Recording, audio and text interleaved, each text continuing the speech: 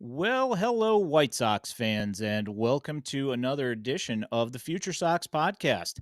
My name is Ian Eskridge. Joining me this evening is James Fox. Good evening, James. How are you? Hey, good man. How are you? Not too bad. Other than the fact that I have to watch this abomination of a baseball team Yeah. on the South Side, I'm doing all right. Other than that, Yeah, your thoughts? well, no, I mean, they're bad, like real bad. And they're not even fun bad because they're boring, like really boring. They can't hit.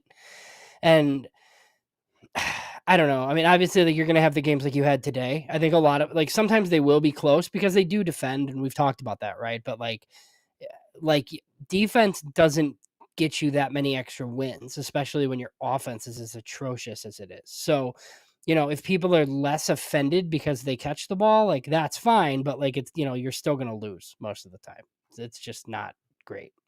Yeah, I think that we won't be as angry watching them boot the ball around so much. But like you said, I mean, Mhm. catching the ball is not going to score you runs. I mean, it might, you know, save you a few runs as far as pitching goes, but realistically, Yeah. they're just not scoring any runs. I mean, I'm not going to be angry because I have no expectations. Like it is what it is, right? Like it's like I was tweeting about the draft pick thing. It's like really unfortunate. But I mean, like, it is what it is. Like, you can't let that be the reason. Like, it just like can't really influence your decision making.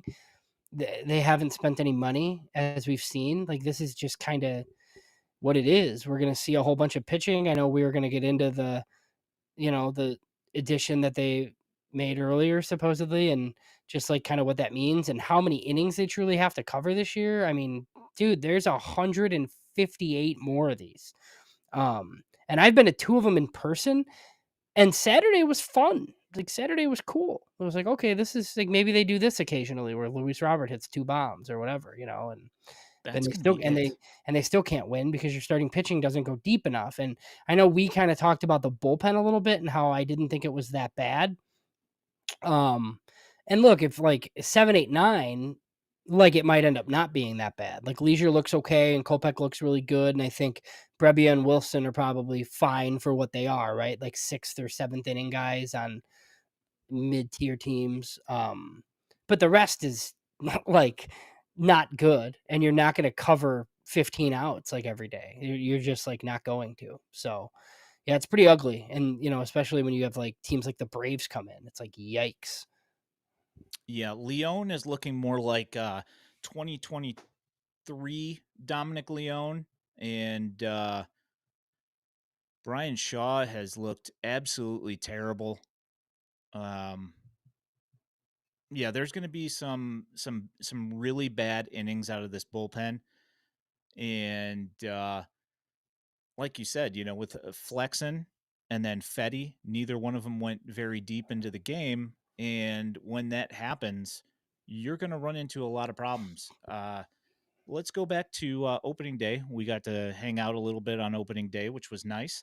Um, Garrett Crochet looked as good on opening day as he did in Arizona, and I was not expecting him to go as deep into the game, but it was more because I was expecting the pitch count to pile up a little bit earlier than it did. So he ends up going into the sixth, through the sixth, and I was over the moon with that. Your thoughts on that? Yeah, for sure. Same. I mean, it was what, 80 some pitches, or was it more I than thought it that? was 93. Okay. I mean, so maybe it was not, so that's fine. But he threw 80 in his last like appearance in Arizona. I guess I just kind of thought that he'd get into a little bit more trouble and it would be 80 innings or 80 pitches in 4 innings or something, right? So he goes six and he kind of talked today that he could have went seven. So like, what's the plan? I don't know. Like, are they going to let him go 6 or 7 each time and then just kind of skip him occasionally or whatever? Like, we'll see, right? But I mean, if this dude is this dude, right, for 100 innings or so, it helps you a lot because we're going to talk about how terrible this baseball team is. Like, I mean, you're talking about a guy that's like one of the better pitchers in the American League potentially. It's like a decent start. Where like if you start to look at the 2025 team and who's on it, like you could put Garrett Crochet at the top of the rotation and build back like that. That's better than I think, what we thought even the last time we recorded together. Yeah, 100%. The questions that I have about that start is how much of this is based on Detroit, because I wasn't particularly impressed. I mean, they had obviously they beat the White Sox on Saturday when the White Mhm. Sox actually managed to score some runs. Um, but in the grand scheme of things, like, Yeah. what does this mean for Garrett Crochet when he's pitching against somebody like, say, the Atlanta Braves? How is he going to look then? That's my question. Yeah, and I mean, like, Detroit's supposed to be, like, pretty solid, and I wasn't really that impressed. I mean, the Sox played them pretty straight up, I thought. I mean, yeah, like, they're gonna come back on a bad bullpen, like, occasionally, right? Or the Sox can't score any runs or whatever, but I mean, yeah, like, if I were a Tigers fan who kinda thought that they're gonna run down Minnesota, I don't know. Like, I don't know that they have enough. Some of their young guys that are supposed to be stars, like, aren't.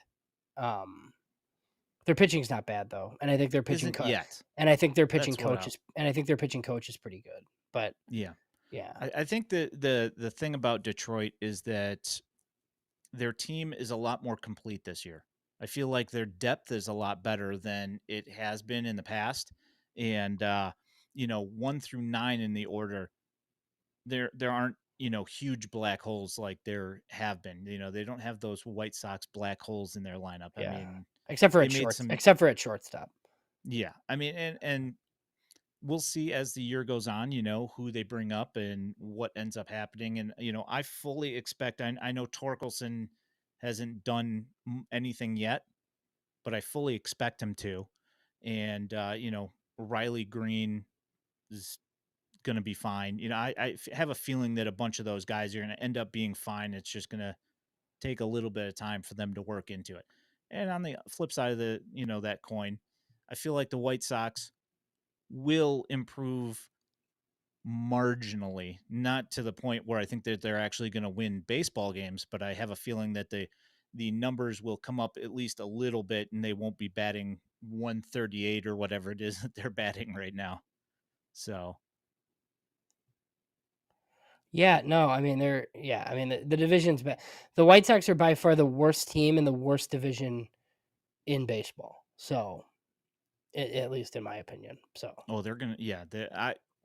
I had mentioned to some people in the last week that I think that this team is going to be, as far as the White Sox go, going to be historically bad and going to be one of those years that everybody looks back at and kind of laughs about it, yeah. because they're just not going to score any runs. And I wouldn't be surprised if they end up winning 55 games. I don't want to say that, but at this point, I can't make myself Mhm. think that they're going to even win 62, Yeah. so they only hit 100 losses. Well, I no, but you just have don't to see it. but they're gonna lose clean, right?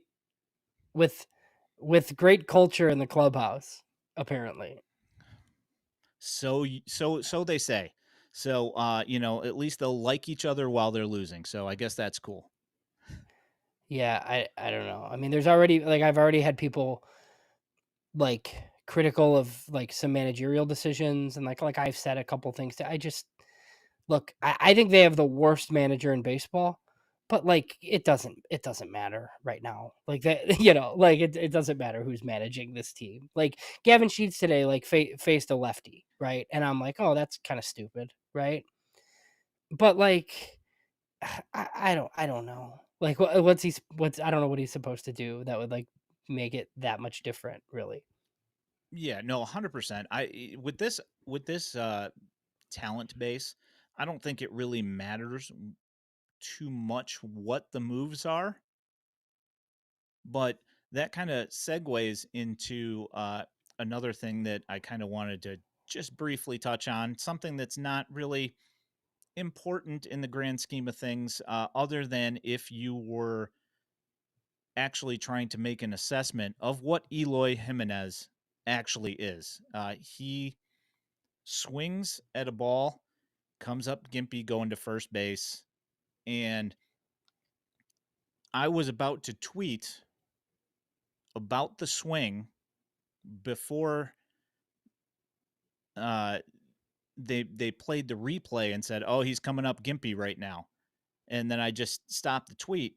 But my initial thought on the swing was that looks exactly like last year's swing because he just rolled over the top of his swinging, chopping wood on the ball straight into the ground. And I was like, this is exactly what he said he had been working on. And he didn't do hardly at all in spring training. And as soon as he gets to Chicago, here it is again, chopping down on the ball, grounding out. It's Yeah. like replaying all of history of the last year. Yeah. And So he's just such a low IQ baseball player, and he probably doesn't have the body to be a professional athlete. Like it's just I don't know. I don't need to see him anymore personally. I mean, they tried to trade this dude all winter and they couldn't. Now, could they have like dumped his I don't know. I don't know that. But what I was told is they tried to trade him all winter and nobody would take him at that price point because he makes too much money. Like he's just not very good because he doesn't know how to play baseball. Like he came up Saturday. Well, I don't know if the bases were loaded or if it was first and third or second and third or whatever with one out. And like same thing. Chops wood down to the third baseman, double play, inning over. Like all you need is a fly ball there. Like it's Eloy. Like hit the ball in the air. And nobody has like been able to get him to do that. I mean, we even saw it with Robert, right? Like the one shortcoming that Luis Robert had um, was that he swung at everything. Like, and he was still a 5-WAR player because he's a Gold Glove defender in center field, and he's just an absolute animal that hit 38 homers. If this is going to be the guy, like the guy that sees like 30 pitches in 4 at bats or whatever, and he like truly worked on whatever he said he worked on, where he's like focusing on one zone or whatever, like he could win the MVP on a 58 win team. That's how good he could be. yeah, But it just like doesn't seem like Eloy has it in him. And that's where I've always kind of like, I know people kind of lump Yohan Moncada and Eloy together. And like, I don't really think that's fair. And I know people hate Moncada just because they think he doesn't care, he's lazy or whatever. But I mean, like he does have one skill, right? Like he can defend, and he can like run a little bit and like he's okay, right? Like if Moncada's healthy, a contender is going to take him. And play him at third because of the dearth of third base. Like the Phillies would love Yohan Moncada if you know, didn't require anything in return and just kind of like forked him over or whatever, right? I I I said the same thing I don't know. on the show last week. I don't I don't know that anybody would take Eloy because like why would you sit your current DH to play him instead? Why would you do that? He's just like not good.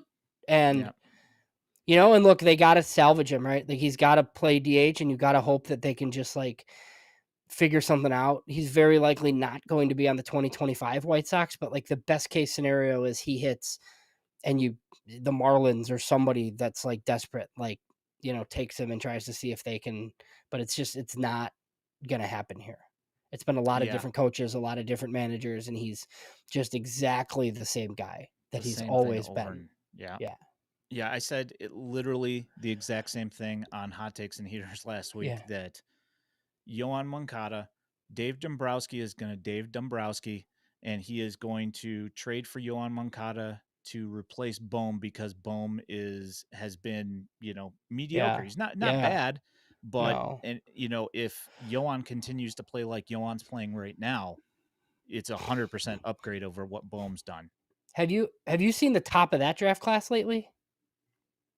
Oh, it's bad. Yeah, So yeah. the Giants yesterday, right? DFA Joey Bart, who's the number 2 pick in that draft. Bohm went third, and the White Sox took Nick Madrigal at 4, and Jonathan India went 5. Like that is a bad draft.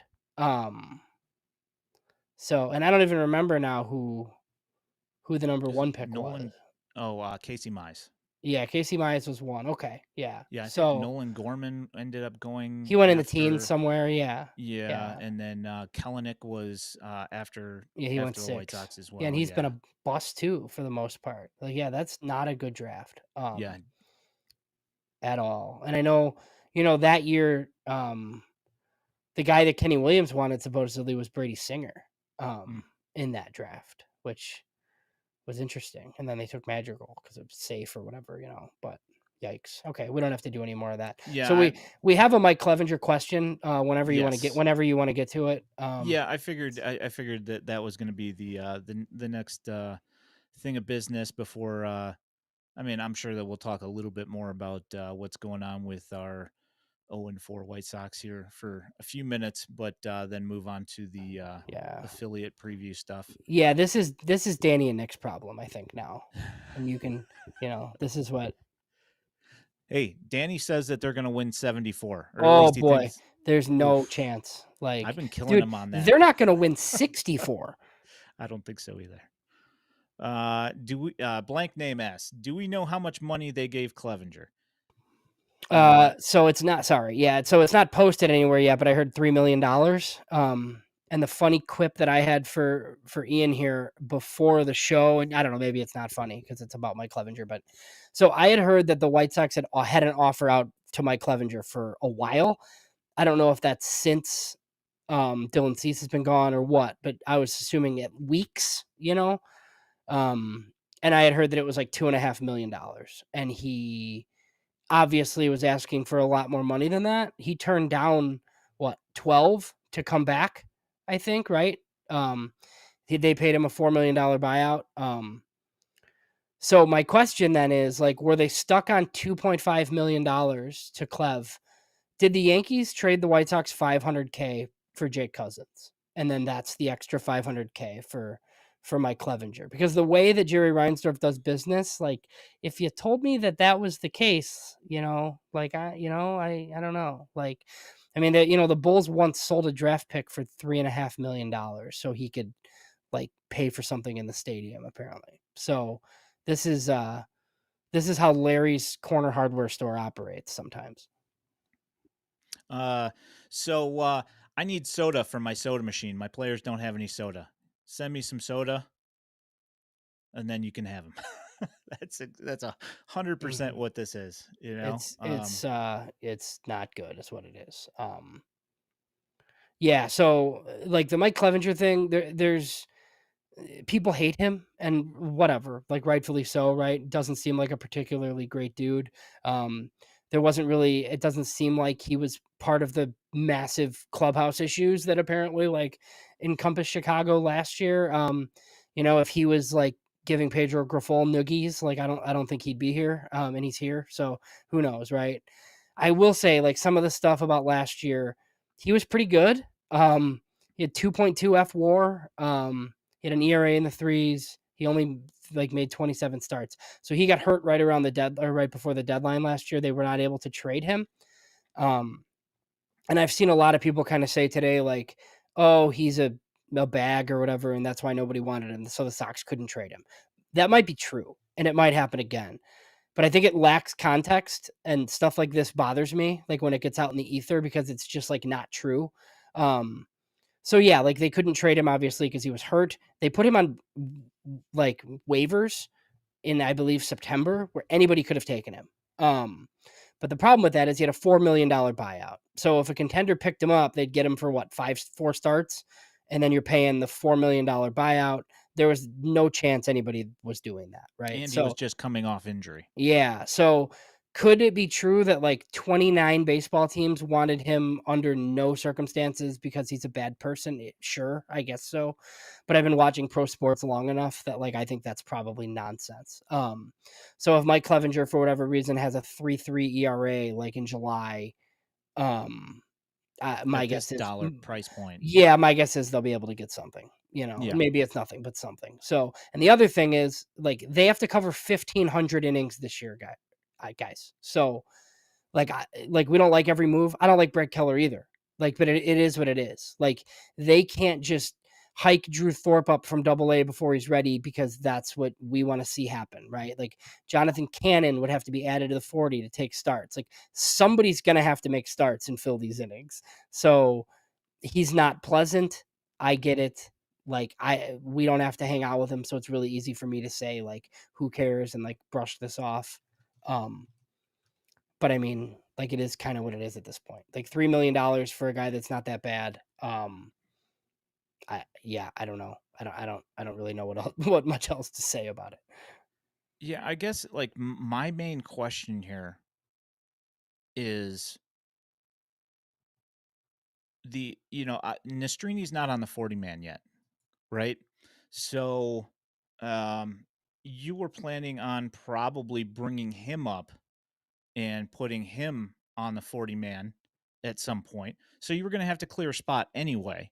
But I guess my question here is what purpose does Mike Clevinger serve with a team that's probably going to win 55 games?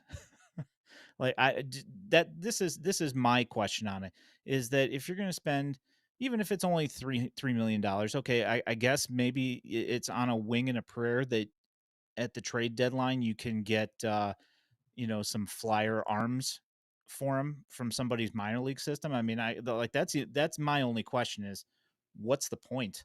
Of this I mean, I signing, understand. yeah, I think I tweeted the same earlier. I don't really get it. I mean, they see some sort of value in it, right? For some reason. It's $3 million. It's like nothing, basically. I mean, Chris Flexen is awful and got 1.5, I think. Um, and he's a way better pitcher than Chris Flexen, which probably tells us like He is. the market was nothing. I mean, this was, if this is his market, like, you know, either more is like gonna come out that makes the White Sox look really stupid, or he was asking for $10 million all off season, and this was like his only deal, basically, right? So I don't know. Maybe he had $7-8 million offers like earlier in the off season, um, and he just didn't take any. He didn't take those deals. I don't know. I have no idea. Oof. Could you imagine? Could Yeah, you imagine losing yeah. $5 million just because you're waiting for somebody else? And Well, the White Sox are technically paying him 7, right? Because they bought him out for 4. this is true. Um, yeah. Well, so Trey asked a question. He said, but they couldn't trade Clevenger when he was playing well last year. Maybe. I don't know. I mean, I don't know how much they tried to. He was hurt like around the trade deadline. Like he literally got injured. Um, so that might be true. Like maybe nobody else wants him and like they'll be stuck with him. I don't know, but I don't know that we know that that's true. Like the buyout is a huge deal in September. So, that's fine. Like I'm just not going to I'm going to save my outrage for stuff that's more important than this. So Clutch asks, so when do we get concerned about the Mena trade? Because Fletcher looks not great so far. I mean, he's looked pretty decent in the outfield, and he did get his first hit today. I would say that we wait on this, for a while. I think this is what you've Yeah. seen from Fletcher so far is not what you would expect out of him. Come on. He's played 3 times. It's perfectly reasonable. 4 games in, it's over. He sucks. That's what everybody wants to hear me say. They want me to be irrational because I never am. I'm just not as irrational as everybody else is. It's way too early. Like I really don't even want to entertain the question personally, but I don't know. And to clarify, Mena actually, as his max velocity on his fastball hit 96 in Diamondback spring training, but his average fastball is still 92 and a half miles per hour, which is not going to get things, it's not anything that's going to alter anybody's thoughts on what Christian Mena is. And to be, I had this, like a Twitter back and forth with, Upper Beck, who's part of Fantasy One's fantasy coverage, and like the thing about Christian Mena last year is his stock dropped a little bit last year because his command was bad because of the super tack ball. But the thing is that he did add a couple miles an hour to his fastball, but you know still have to command it. And his command wasn't that great last year. And his command wasn't that great when he went to the International League with Charlotte later on in the year, which didn't have a super tack. And there was no reason for him to be erratic with his command, and he still was. So, one start, in the PCL is not anything to panic about. And I would also say that 3 games of Dominic Fletcher is also not anything to panic about, because in his career, he has shown that that is not who he is. So give him a little bit of time, let him play a little bit. And yes, he is a 26-year-old 5'6" guy. I get it. with But 42 minor league homers. yeah, exactly. I mean, like, just don't expect an all-star. And I will say that Christian Mena, Yeah. he's going to have to work really hard if he wants to be where he wants to be. So we'll just say. So there was a question in here that I was going to bring up. Where is it? Because this has been asked numerous times. Jose Rodriguez will be in Charlotte. Family stuff going on, so it's going to be a minute, but he will report to Charlotte. That's where he's going to end up. And he's on the 40 man. So what? Him, Sosa, Montgomery, all in Charlotte. Ramos is obviously on the 40 man too, but he's in Birmingham. Yeah. So Lenyn Sosa racking up frequent flyer miles because of the Eloy tear ductor strain. And they bring him up here because he's going to fill in for Eloy if he spends time on the IL. Well, now he's put on IL. He's not put on the IL, and he's day to day. So they flew Lenyn here because apparently, as you heard, I also heard that he was in Chicago. So apparently, he just came here to hang out and have a campfire milkshake and then fly back to Charlotte. Good deal for him. Yeah. I mean, I guess. I mean, they open tomorrow, right? At home. So Yes. yeah. So we'll see. I mean, if he's in the Charlotte lineup tomorrow, then he's back in Charlotte. But I mean, look, guys, like the way this 40 man is, like if something happens to a position player, right? Like on a whim, it's Sosa, Colas, Deloach, and Jose Rodriguez, right? I mean, that's your, those are your guys. So, and look, Yeah. I get not putting Eloy on the DL. I know that's controversial. Like if it's like 2 days or something, but the problem is with the White Sox history, like they'll play short for a week and then put him on the DL anyway is the problem, right? So if it's 100%. truly like, okay, it's going to rain the next 2 days, like you're not going to have a game, and then Eloy's back in the lineup Thursday or whatever, like it's fine, but yeah, it's just why there's no reason to trust that they're going to make the right call. Yeah, that's exactly my feeling as well. Is that I don't know. We're dealing with a new GM and AGM. So I mean, technically a new GM, even though he used to be the AGM, or I guess a farm guy, but he was working in the front office. How much do I trust that this 26-man thing isn't going to be like a several week thing like it was in the last couple of years? You just don't know until we see what happens here. Yeah, no, for sure. And look, there like has been some churn though, which we've talked about. So like it is a little bit different, right? It's all bad players. So that's like not that promising, but you're also like when you're dealing with no money, this is essentially what you have to do. Um so I mean, like we don't like Mike Clevinger. We don't really care that much about Robbie Grossman. We don't like Brad Keller, right? But there's guys waiting in the wings to like play to try to get you through like 158 games or whatever. Like the previous front office never ever did stuff like this, right? There's a ton of pitching depth, bad pitching depth, but like again, like they have to cover all these innings without forcing prospects to do them. Like last year, their sixth starting pitcher was Davis Martin, and they did not have a seventh. And Charlotte had two guys in the rotation. So on the one end, like you do have a lot of guys that you could pitch, like if you need to, and that's not me saying that like they're going to be particularly good. So it just kind of is what it is. So I went to 2 games and did not even consider having that milkshake. Like, Really? no chance. Like, I can't, like, yeah, if I'm gonna have that many calories, like, it's beer and dogs and all the other good food in the park, so, Fair enough. yeah. That's fair. Um, yeah. Oh, yeah. Well, Clutch says he bought into the Eloy spring Hey, training hype. guys, I told you not to. If you, like, listen to this show, I don't know.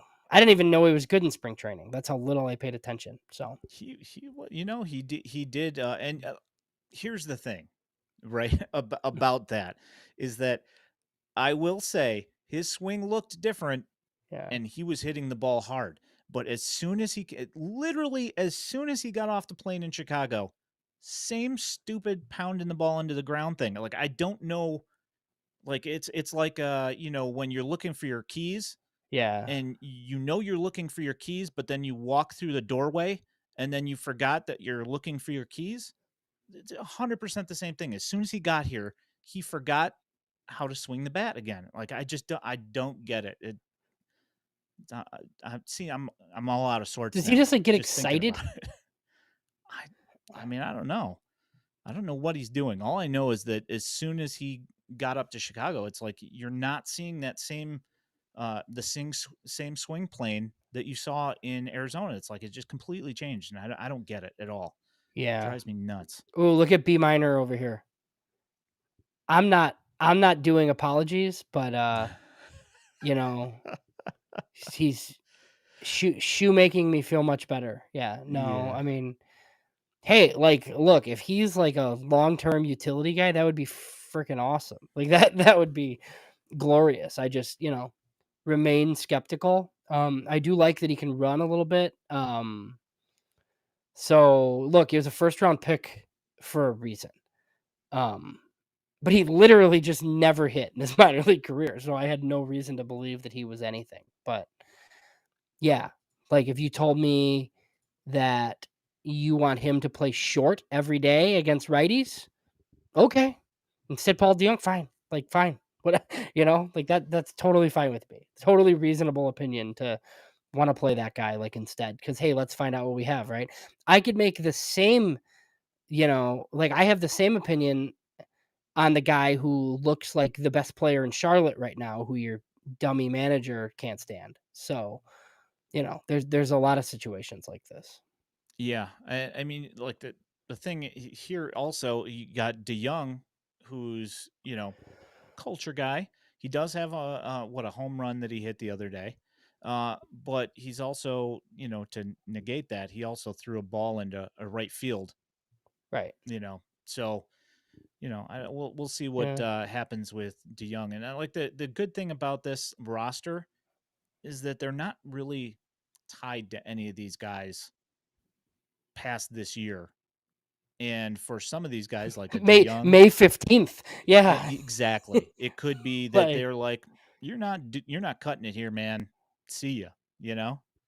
So I yeah, don't know. We'll especially see. if like some of the guys who like it doesn't I don't know if it's like a regime thing or a Pedro thing or what, right? But like you had heard similar to me about Lenyn Sosa, like he's kind of like lost some luster there. Like I had heard that like they had even kind of shopped him around a little bit to see what they could get for him. Now, they clearly aren't ready to like DFA Lenyn Sosa and like give him away for nothing or something like that, right? But like that doesn't seem like a guy that's in the plans when you sign a bunch of infielders, right?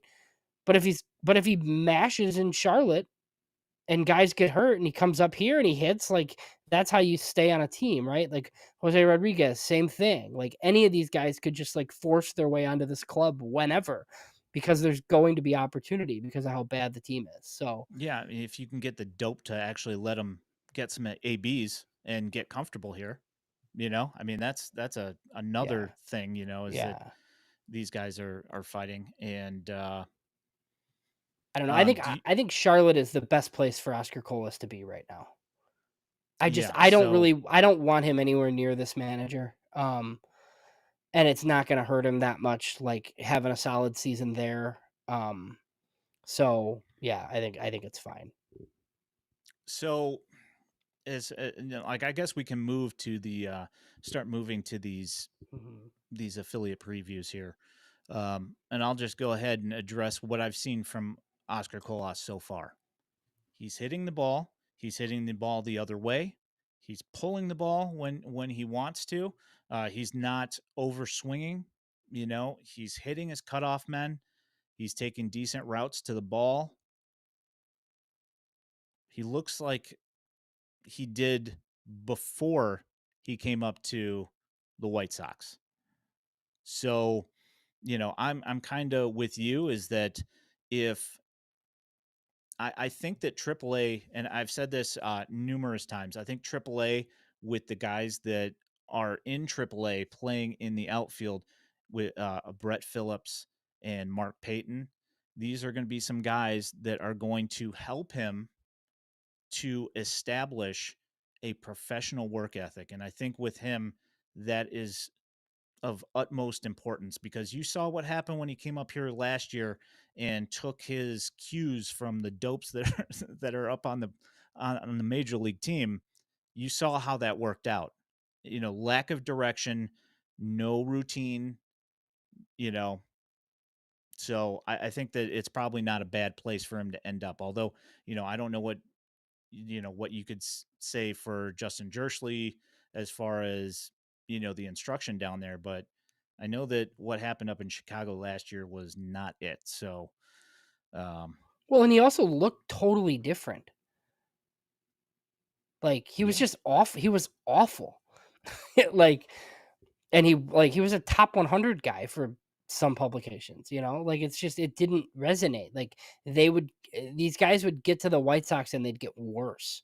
Um, and obviously, like, I think anybody listening, like, has heard the shortcomings with the White Sox development system. So, like, me and Ian are not gonna sit here and say, like, "Oh, yeah, they, like, develop these kids all the way through," and that like, they don't.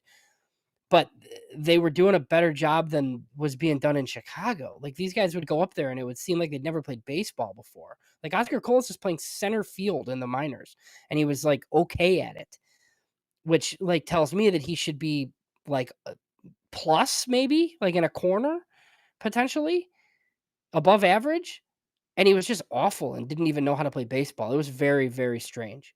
it was really weird because I went and saw him on the second game of Winston-Salem's season uh, 2 seasons ago. And I watched him chase down a ball that was hit 50 feet directly over his head in center field and make an over the shoulder catch in center field, turn around and then gun it back to the infield. Like, where was that guy last year? I have no idea. I don't know what happened when he got to Mhm. Chicago. I don't know what they were doing, but it was not good. Well, and he's, like, So, getting hits off left-handed pitchers, like, I just yeah, I that one was stunning to me, and that's a guy with way more upside than Dominic Fletcher has. Like, he just does, you know, and he's buried on the 40 man, which is I mean, he's on the 40 man, which helps him, right? But yeah. so we'll see. I mean, we'll see what happens, like, with that. I mean, look, they're gonna have more interesting roster decisions to make. I mean, like, I'm pretty sure Robbie Grossman's gonna be on the team at some point, like, whenever he has enough at bats. Like, I think he takes Sheets' spot, but who knows? Like, I don't know. This is gonna be I don't know what the record is for number of players, like, used in a season by a team, but they might challenge it. Yeah. I agree with that. I mean, and it's not without good reason because there's going to be a bunch of these guys that are just not going to be able to cut it on a major league roster. So they're going to have to replace them with somebody. So we saw the opening weekend from Charlotte over this past weekend. Um, Lenyn Sosa looked good. Oscar Colas looked great. Uh, for first couple games in AAA, I thought Colson Montgomery did a fairly decent job. He had some nice at bats. He had a couple of quick at bats that ended up in ground outs. But I thought, defensively he looked fine. He did make an error, but it was a ball that hopped up onto the heel of top of the heel of his glove. So I'm not going to hold that against him. No throwing errors, which is for me with him watching him all last year. No throwing errors for me is a big deal. Um, Do you have any particular things that stood out to you over the weekend that have you excited, or at least Well, I mean, some of the when I looked at some of the pitching stats, like thought they were playing at home, and then I'm like, oh god, they were on the road, and it was still that bad. No, I mean it's look, I mean Lenyn Sosa and Colas right now, at least are interesting. Jose Rodriguez will be there soon, and Colson's there, so that's those are pretty much like the guys to see. Um, the pitching, like the bullpen, actually has some decent guys in it that a couple of them I wrote about today on the site. Bailey Horn, two above average pitches, or maybe even plus pitches. And then Prelander Baroa got rocked up a little bit, but I think those guys are probably going to pitch in Chicago at some point. Adam Hackenberg, I think, we've talked about him a lot. It's a future backup catcher, but I mean, there's some guys there. The other affiliates are definitely more fun than Charlotte, though. Yeah, I'll agree with that. Um, yeah, Prelander Baroa. I don't know what happened the other day, but he was not locating his pitches, and they got hit hard and went real far. I think he gave up 6 runs in 1 inning, or 5 runs in 1 inning. He gave up a couple of home runs. It was not pretty. Um, Alex Spees also. I think he gave up a home run as well after walking a guy. Um, Bailey Horn looked pretty decent though. He had a couple of strikeouts and looked fairly decent. And I mean, the pitching staff, the starting staff, limited runs for the most. Like they looked pretty decent. So might not have Jeff Cohen ready to gouge his eyes out by June this year, which would be nice. Yeah, he missed Jake Cousins only started the year for the Charlotte Knights, though, as the White Sox trade Jake Cousins to the Yankees for cash, which I don't know. Like it's weird. Like it doesn't really matter. What is he gonna like pitch for the Yankees? I mean, Did they need an arm at triple? Like I don't really understand that one. that's my guess, but so do the White Sox. They need pitching depth, Yeah, well and Cousins looked good in spring that's training. my So, thought is that like Keller's probably gonna take that spot. But I don't know. I don't really know. uh, He's not. He got released. Yeah. Chase Soleski is no longer with the Knights. He was released last week or the week before. So yeah, he is no longer their number one. And what's that? John Park also gone. He Yeah, was quite a few guys. Yeah. yeah. Um, Cannon has not started. Like, I don't know. I don't really know if they're gonna like redo the rotation. I know Cannon didn't pitch yet, right? So nope. I don't know if they're gonna open with him or if they're just gonna wait. But like there's some guys in Charlotte. I think there's some guys in Birmingham that I thought might be in Charlotte that aren't. So we'll see. But Schuster, Cannon, and then some vets. It seems Well, like Schuster made a start. Schuster did. Yeah, Yeah, and it was he not good. walked a couple of guys. He did not have a very good outing, really. Gave up more runs than I was expecting out of him. Hmm. Command wasn't as good. Um, this I do not know. My guess is next weekend. I mean, so we'll get into the affiliates here. I mean, I know we're 48 minutes in, but like Schultz is going to Winston. I don't know that he's like the opening night starter or anything, but I would imagine he'll throw on the first weekend. Yeah, which we are going to actually on Wednesday. You and I are going to be talking Hmm. to Andrew Murphy with the Winston-Salem Dash, the play-by-play voice for the Winston-Salem Dash. So look for Yeah, that later on this week. I'll have like yeah, a pretty in-depth preview of the Dash with him and talk about Birmingham now. You can go back and the rosters were not released at the time, so Kurt Bloom didn't have the full roster, I don't believe, at the time. But Elijah and Jeff Cohen on the Roundup did a interview with Kurt Bloom a couple weeks ago, so you can go back and take a listen to that and get some knowledge from Kurt. yeah. And Yeah, and I will say me and Ian right now are gonna go through maybe, like, some of the top guys in the system, kinda talk about where they're expected to be, you know? I think we have an inkling on some of it, none of it's officially released, obviously, um, but I think if you have questions on guys, like, stick it in the comments there, and then we can probably get to it. Yeah, I'd say it's probably safe to say that you're gonna see like what like Drew Thorpe's gonna end up in Birmingham probably because he didn't pitch in AAA last year, so I wouldn't expect him to start No, there, and he yeah. hasn't been on the roster so far, so I would expect him to be Mhm. there So I along mean, with the Birmingham rotation's good, it's look. right? I mean, it should be. Yeah. Thorpe, Iriarte, Eater is scheduled to be there in Birmingham.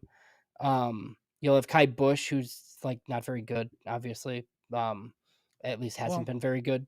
Yeah, yeah, so for the White Sox, he wasn't yeah, very good, he and he was was not, injured. yeah. So And then Mason Adams in Double A as well. So, pretty interesting Double A rotation. I don't really know, like, as far as the bullpen, like, I don't think Adler will be there yet, but, you know, so I don't know. I don't know how good the bullpen will be, but the starting staff in Birmingham should be pretty good, and the lineup, pretty good too. Lots of prospects in Birmingham.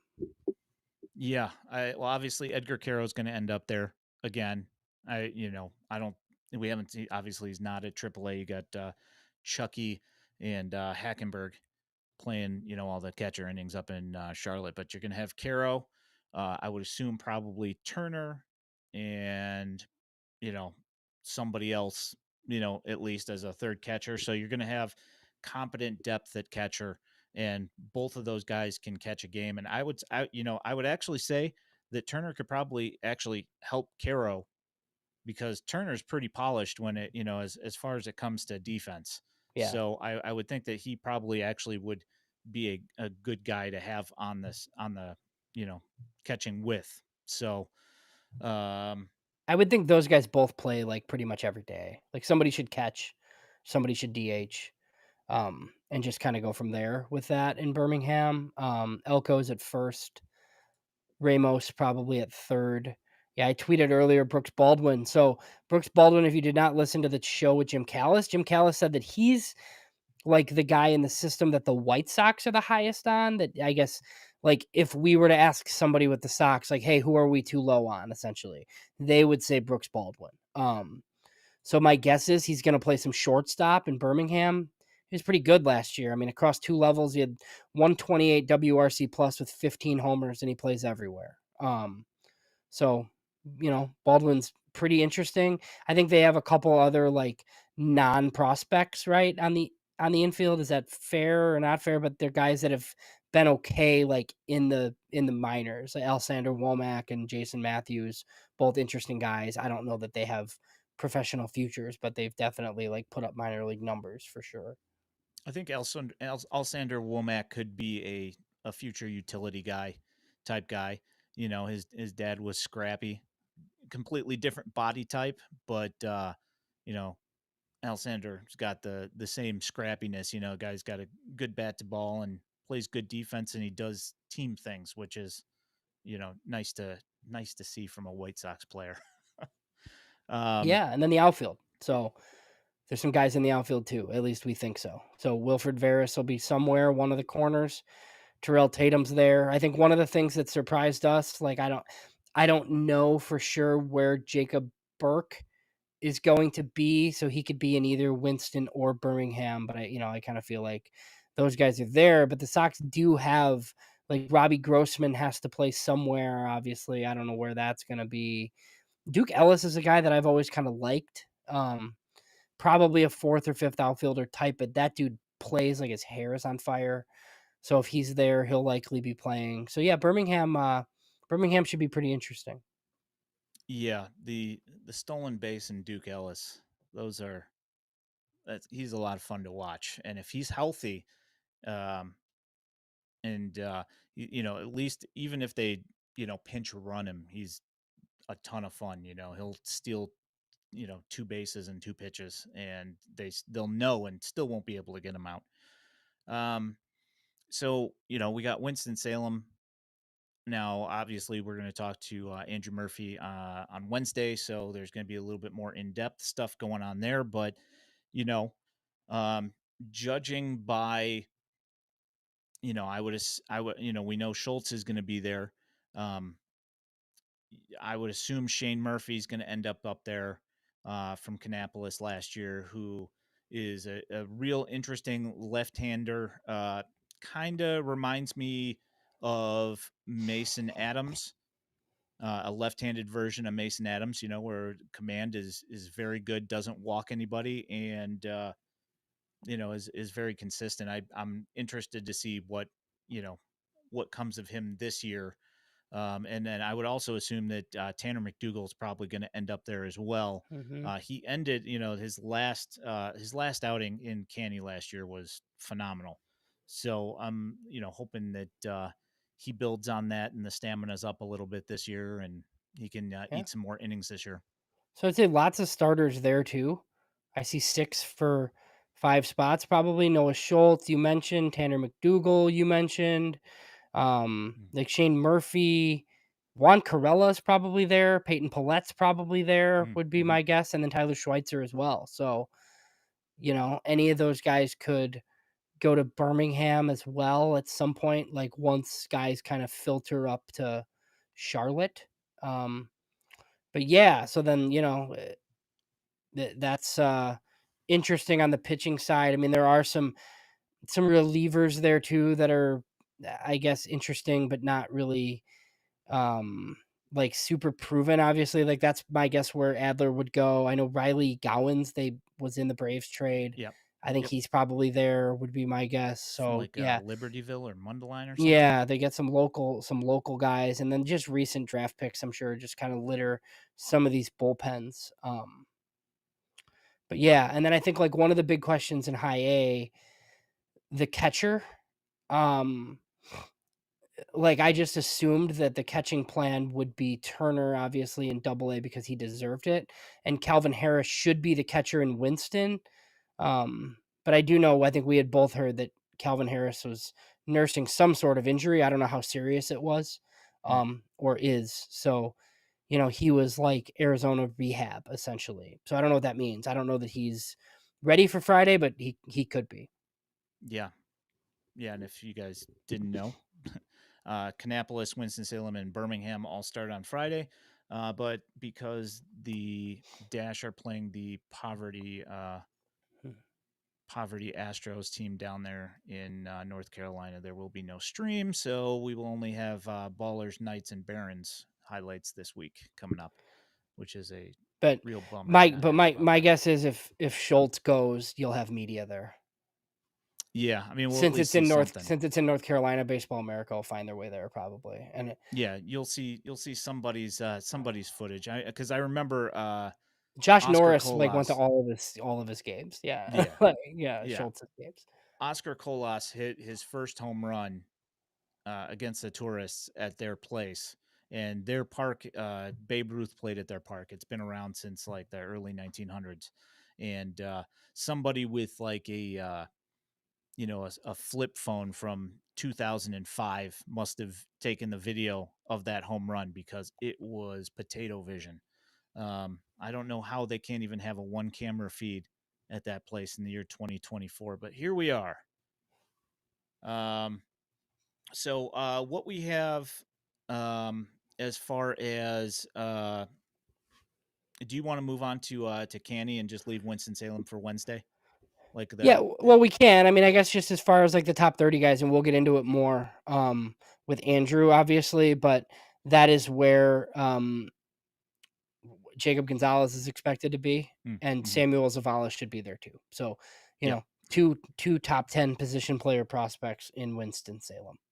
So Yeah, yeah, at least get to see some you know, I'm really excited to see Zavala swing the bat and see what see if how I feel about that leg kick when he's doing it in game and I get to watch it more than like 10 ABs. yeah, Um so Kannapolis is kind of interesting. It's going to from what we have charted down for what we think, it's mostly college arms and college bats.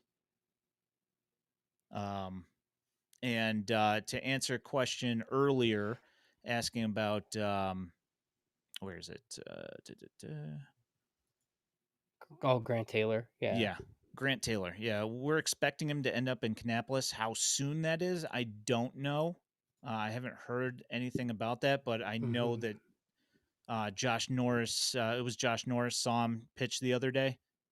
Yeah, I believe so, and there was some stuff going around, like, he's throwing in games in Arizona. So my thought is, like, he probably could just go to Kannapolis and throw. I just don't know what they wanna do innings-wise. My guess is it's the Peyton Pallette plan. So if he's ready to go, like, I wouldn't be surprised. Like, maybe we don't see him the first weekend, but he's on the initial roster, and then we see him the following week at some point. They're gonna nurse him along, but Grant Taylor is pretty interesting. So I interviewed him a couple weeks back. I should have that for you at some point this week on the site. Just waiting for a couple other contacts to get some stuff. But yeah, really interesting guy that I think is gonna be pretty good. But we'll see how that goes. First year back from Tommy John rehab. Yeah, I'm really excited to see him throw. So, I mean, we got the what Jake Peppers, Keener. Yeah, so college guys, right? Yeah, Keener, Peppers, a guy who I think is going to be really good in low A and high A is Lucas Gordon. I don't know that he's like a big league starter for sure. He was a 6th round pick. He carved at Texas. He's like a back end lefty type that you could imagine, your soft tossing lefty, good off speed stuff. But I mean, he'll be definitely good in the low minors and he'll rack up innings. And then another guy that's really interesting, Aldrin Bautista, who they got from the Dodgers at midseason last year. He led the Arizona Complex League in strikeouts before the White Sox got him. He looked solid last year. Um, so I'm pretty sure he'll be in Kannapolis as well, with a whole host of relievers from just different draft classes and international classes. The thing that's really interesting with Kannapolis is, like, I think there's some young guys that people want to see, but those guys are probably slated for Arizona to start. But I mean, without like a full season rookie ball, it's Arizona or Kannapolis. Yeah, George Wolkow, I would be really surprised if he's in Kannapolis. I think that's quite a jump, especially with the ACL season starting as soon as it is.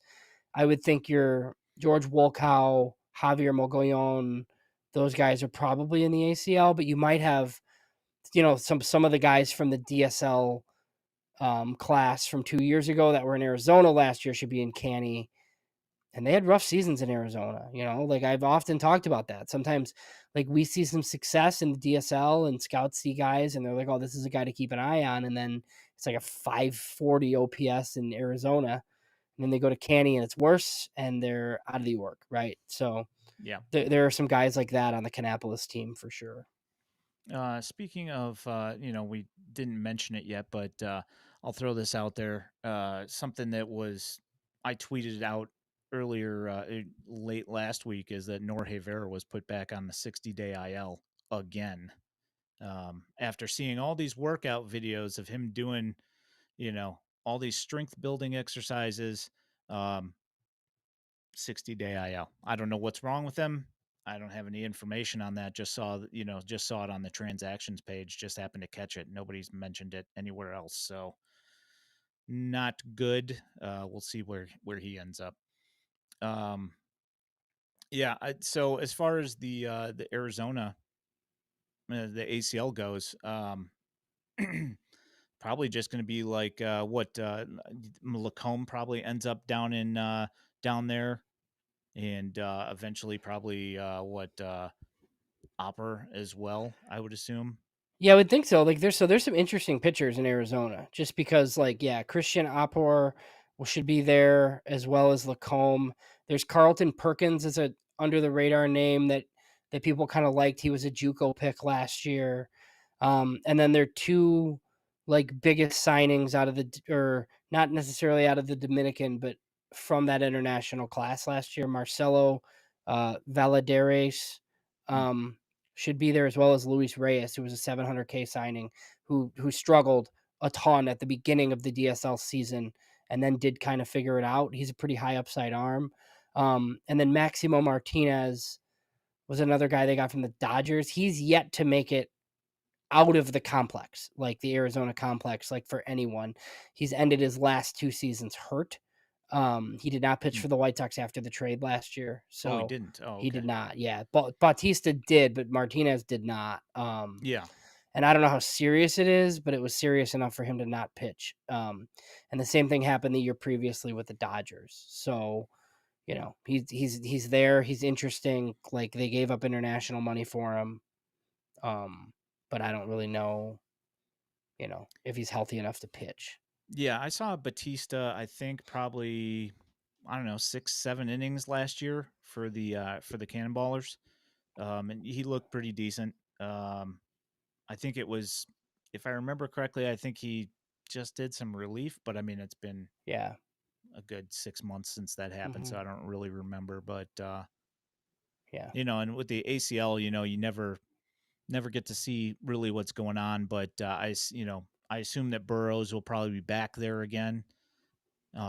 He was there last year. He did not have a did the numbers kind of tanked a little bit in the ACL last year, so I would assume that that's probably where he ends up again.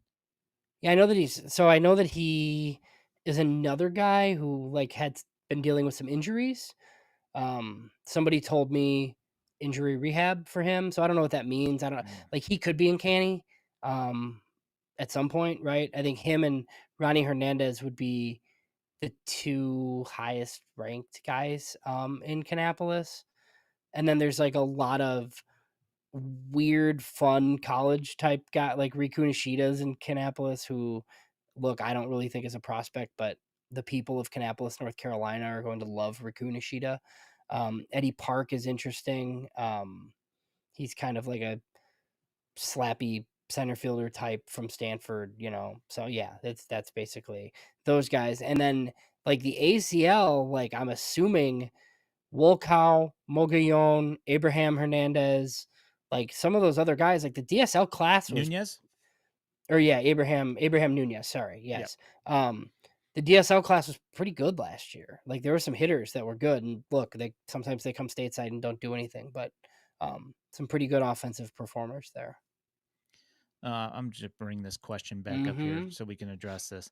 What Trey Williams asks, what's going on with Sean Burke? So, injury rehab. Um, I do think he joins an affiliate though, like fairly soon. So I don't think it's something where he's like done. But it was a shoulder. So I just always have low expectations for shoulders. But the one thing about Sean Burke, um, if they decide to make a relief transition, it could be quick, like really quick, because there's really no reason to. I mean, his stuff's really good. It's just been injuries and walks, for the most part with him. So I think if they decided, hey man, like, starting pitcher dream's not going to work, you're going to relief, he could move pretty quick. Yeah, the walks piled up on him pretty quick at pretty much every stop that he's been at. He can get guys out, and his curveball's really good. It's just been the command. See if he can tick up a couple of miles an hour. With the fastball, if he's in relief, we'll see what happens. So, you got anything else? Yeah, Anything else no. interesting? I think that's it. We've been doing this a while. I could go on a whole diatribe about their international strategy, but I think I'm going to save that one for a different time, just with some of the recent. I mean, the Cespedes news isn't surprising, but it's just a microcosm of everything that's wrong with how they do business.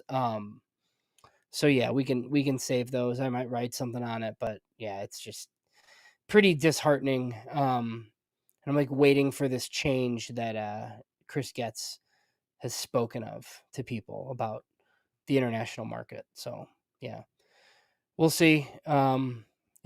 More bad baseball to watch, but at least we'll have, pretty soon this will be 90% minor stuff, which is good. Yeah, yeah. The Uelki Cespedes thing, paired with the Norhe Vera and just these weird Yolbert signings of. Yolbert Sanchez was given $2.5 million. Well, I'm sure he'll help the Gwinnett strike. The Gwinnett Layuris down there in Georgia. Yeah. You'll have Yolbert Sanchez throwing to Layuri Garcia. As a 4-6 part of the 4-6-3. So that'll be fun. He'll pop on some Gwinnett stripers to Yeah. relive the old glory days. Yeah. Hey, the one thing before we go, I guess that Braves fans hate Aaron Bummer already, by the way. Not so good. He's looked pretty bad. I think he's blown 2 games But already. I think the underlying stats are he's probably got like a 212 FIP though. Oh yeah, Like 100%. it's But just like, it's just kind of the way it goes with him. Like, yeah. yeah, the numbers stay low. All the ones that are like formulative numbers all look great, but the reality of what actually happens with every single one of his numbers is ugly, and for whatever reason, the ball just falls in holes everywhere. Yeah. Fine, but I mean, we did get MVP Braden Shoemake I out was of it, just so gonna say it. They could have done Bummer for Shoemake straight up, and the White Sox won the trade. exactly perfect. Um, okay, so like I said, Alrighty, yeah. on Wednesday, we're going to talk to play-by-play voice of the Dash, Andrew Murphy, and expect that probably. I don't know if we're going to go live yet. I haven't discussed that with him. I guess I should talk to him about it if he wants to. Otherwise, you'll hear it on Thursday morning or see it on Thursday morning on YouTube. If you are not watching us on YouTube right now and you are listening in podcast form, know that when we do these podcasts, we do broadcast them live on Twitch at twitch.tv/FutureSox. And we are also on our YouTube channel streaming as well. If you would like to go back and listen to this in podcast form, you can find it anywhere that you find your podcasts. My name is Ian Eskridge at Daily White Sox. He is James Fox at James Fox 917. You can find we have dropped a bunch of content here in the last week. Top prospect positional rankings, and also articles of the previews of all the affiliates are coming out as well in the next couple of days. You can find all that at futuresox.net. While you are on that site, you could also sign up for us on Patreon. A couple bucks gets you some extra content. Please like and subscribe here on YouTube. We appreciate you guys. Thank you for coming and spending time with us tonight. And we will catch up with you guys soon. Have a great night, and we will talk to you soon. Thanks. Night.